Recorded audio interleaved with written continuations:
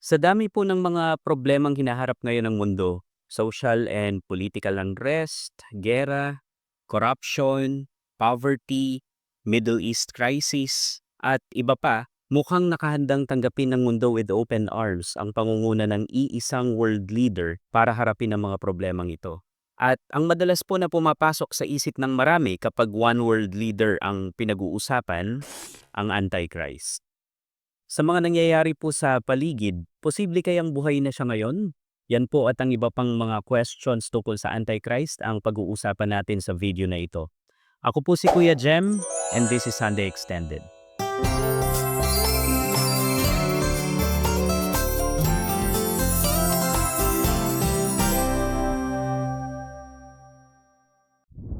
Magandang linawin po muna natin kung ano ba ang ibig sabihin ng Antichrist. Ibig bang sabihin ito kumakalaban kay Kristo? Ito po kasi ang pagkakaintindi ng marami sa term na anti. Kaya nga pag sinabing anti-Marcos ka, kinakalaban mo ang government ni Marcos. O kaya naman, ang ibig bang sabihin nito ay counterfeit Christ o peking Kristo. Yung prefix po kasi na anti, pwede rin yung mga hulugan na in place of. Sagutin po natin. Kapag inaral po talaga natin ang sinasabi ng scriptures sa Antichrist, parehas po itong totoo sa kanya. Malinaw po sa scriptures na kakalabanin niya talaga ang Diyos. Kakalabanin niya si Kristo. Iipunin niya po yung mga sundalo ng mundo para labanan si Jesus dun sa kilalang tinatawag na Battle of Armageddon. Mababasa niyo po yan sa Revelations 19. Ngayon, bago po ang huling laban na yan, mababasa po natin kay Daniel and sa Revelations, nakakalabanin niya ang mga tagasunod ng Panginoon at mananalo siya. Mapapatay niya po yung, actually, yung two witnesses na hindi mapatay-patay nung iba, siya po yung makakapatay sa kanila. So, clearly, kakalabanin niya talaga ang Panginoon. Pero totoo din po na ipe-present niya ang sarili niya na tunay na Messiah. I-deny niya po na dumating na ang totoong Messiah. Kaya nga, i-deny niya si Kristo at yung pagiging flesh ni Jesus. Ang sabi po ni John sa 2 John chapter 1 verse 7, mahalaga ito dahil marami nang nagkalat na manlilinlang sa mundo. Ito ang mga taong hindi kumikilala na si Hesukristo ay naging tao. Sila'y mga manlilinlang at antikristo. Gagawa po siya ng mga himala, and kahit yung resurrection ng Panginoong Jesus, gagayahin niya. Ang sabi po dun sa Revelations 13 verse 14, "And he deceives those who live on the earth because of the signs which it was given him to perform in the presence of the beast, telling those who live on the earth to make an image to the beast who had the wound of the sword and has come to life." So, parehas po niyang kakalabanin si Kristo at magpapanggap din siya na tunay na Mesaya. Pero ang tanong nga,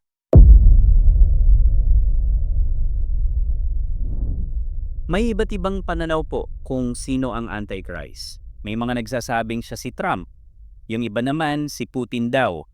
May mga nag-iisip din po ang Roman Catholic Pope o kaya ay isa sa mga leaders ng Islam. So, buhay na ba siya ngayon? Ang simpleng sagot po dito, posible. Pero hanggang dun lang po, posible. Ang masisiguro po natin, mare-reveal lang ang Antichrist pagkatapos ng rapture sa pagsisimula ng tribulation. Pero alam niyo po ba, hindi alam ni Satanas kung kailan yan mangyayari. What? Oh. Hindi niya po alam ang timing ng tribulation at lalo na ng rapture. Diyos lang po ang nakakaalam kung kailan magsisimula ulit ang last week ng 70 weeks ni Daniel. Kaya naman mula pa sa panahon ng Old Testament, lagi pong may nakahandang potential antichrist si Satanas na i-empower niya. Kasi hindi niya po alam kung kailan magsisimula ang prophetic countdown. Hindi po kailangan maging perpekto yung antichrist na ito para dun sa plano ni Satan kasi siya yung magbibigay ng power dito. Actually, time pa nga lang po nila Pharaoh, meron ng mga tao na gustong maging world leaders. Tapos andyan pa sila Nebuchadnezzar, si Alexander the Great, yung mga Caesars, si Napoleon, si Hitler, si Stalin, and of course, marami pa pong iba. So in other words, yes, may nakahanda na tao si Satan, pero hindi po yun nangangahulugan na ito na yung Antichrist. Maghahanda lang po siya dahil hindi niya alam kung kailan aalisin ng Diyos ang humaharang para ma-reveal na ang huling Antichrist. Iba't ibang pangalan po ang mababasa nating itinawag sa Antikristo.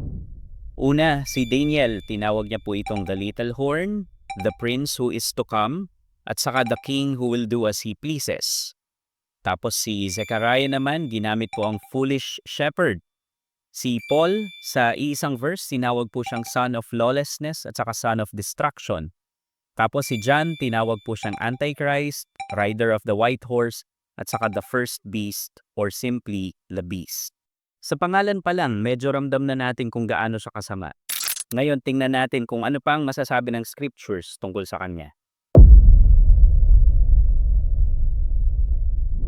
Since ang Antichrist po ay mare-reveal after ng rapture, hindi na siya maaabutan ng mga believers.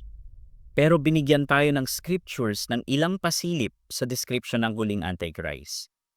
Una, ang paghahari niya ay makikitaan ng kapayapaan sa umpisa dahil ito po ang sasabihin ng mga tao ayon kay Pablo dun sa 1 Thessalonians 5 verse 3. Magagawa niya yung hindi kayang gawin ng United Nations. Wawakasan niya yung Middle East crisis. Pwede pa po siyang makatanggap ng Nobel Peace Prize. Siguro matatanggap niya yun. And dahil sa gagawin niya, pwede niya ring i-claim yung title na Prince of Peace. Pangalawa, makikilala po siya sa pagiging malupit at tuso ayon sa Daniel 8 verse 23. Pangatlo, mahusay po siyang magsalita. Kasama dito yung pagiging deceptive niya at mahusay na politician. Magagawa niya pong pabagsakin yung mga kumukontra sa kanya. Pang-apat, punong-puno ng deception ang mga gagawin niya.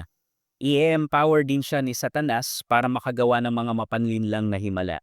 Ang sabi po sa 2 Thessalonians 2 verse 9, ihahayag ang taong masama na taglay ang kapangyarihan ni Satanas. Gagawa siya ng lahat ng uri ng nakalilinlang na himala, kababalaghan at kamanghamanghang bagay.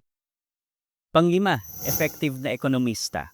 Magagawa niya pong kontrolin ang kayamanan ng ibang mga bansa. Sa Daniel 11 verse 43 na, makokontrol niya po ang lahat ng silver and gold ng Egypt. At sinabi din sa Revelations na hindi ka makakapagbenta o makakabili kung wala ka ng mark of the beast, kung wala ka ng tatak niya. Pang-anim, magsasalita siya laban sa Diyos. And itataas niya rin yung sarili niya bilang Diyos. Actually, sasambahin po siya ng mundo sa tulong din ng assistant niya na tinatawag ng Bible na false prophet. Ang sabi po ni John sa 1 John 2 verse 22, at sino ba ang sinungaling? Ang taong nagsasabing hindi si Jesus ang Kristo, siya ang Antikristo. Ayaw niyang kilalanin ang Ama at ang Anak. Yan po ang ilang pasilip sa atin ng scriptures tungkol sa huling Antikristo. Hindi po siya pipitsuging tao. Very much empowered po siya ni Satan.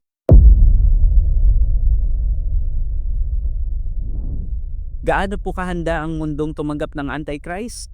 Ito pong babasahin ko sa inyo ay sinabi ng First President ng United Nations General Assembly.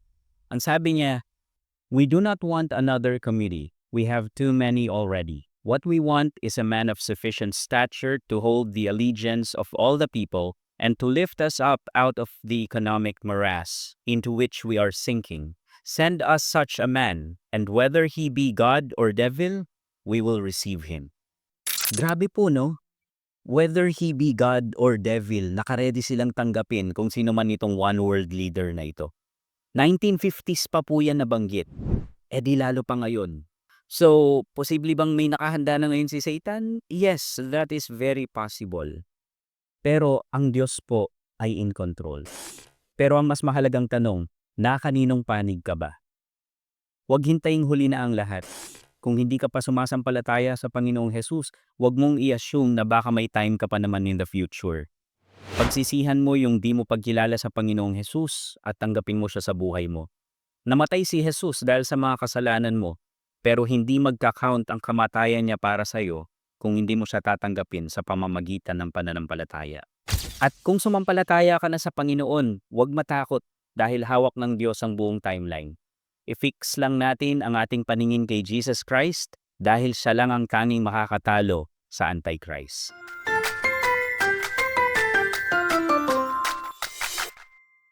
Subscribe for more content.